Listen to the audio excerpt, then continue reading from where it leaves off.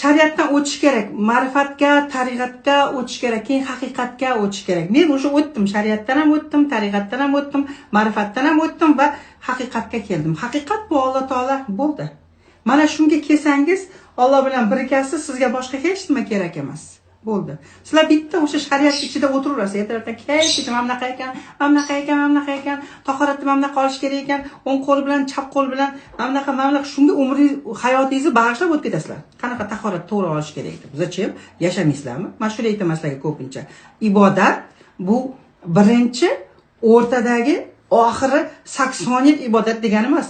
Ibodat bu birinchi va eng asosiysi ham emas. Bu birinchi, bu disiplinada va uni sekin chekkaga olib qo'yasizda, bu yog'i yo'q, bismillah deysizda, bu yog'i hayot, kurash, bilim, rivojlanish, oq bilan qorani ajratish, nima deydi mana bu damu, rivojlanish. Bu yog'i nastoyashi hayot bu yoqda. Sizlar faqat o'sha nimaga, ibodatga yopishib qolgansizlarda, o'shani hayot deb o'ylaysizlar. Yo'q, u hayot emas. U hamma uchidan patiradi. Hayot bu yoqda. To'g'ri yo'l. Alloh taolaning lokatsiyasi. Lokatsiya bitta bir gap bilan aytadigan bo'lsam, o'sha lokatsiyaga tushib olib, o'sha yo'nalish bilan yursangizgina hayotingiz mana bunday bo'ladi. Bo'lmasa faqat ibodatga o'zingizni bag'ishlab qo'yib, namoz, haj, ro'molga kirib olib, faqat o'sha Allohdan faqat so'raysizlar-ku yana. Faqat so'raysizlar, boshqa nima qilasizlar? Ertalabdan kechgacha so'raydi, men tanishlarim bor-da. Ro'molga kirib olgan, qo'lida tasbih, faqat so'raydi. Men aytaman, tavba qildim men.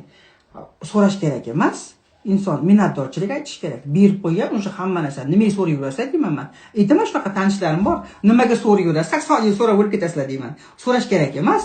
Berib qo'ygan Alloh taolo. Shukr aytish kerak, rahmat aytish kerak. So'rayotgan odam hech nima yo'q olamda yashayotgan odam bilan teng ekan.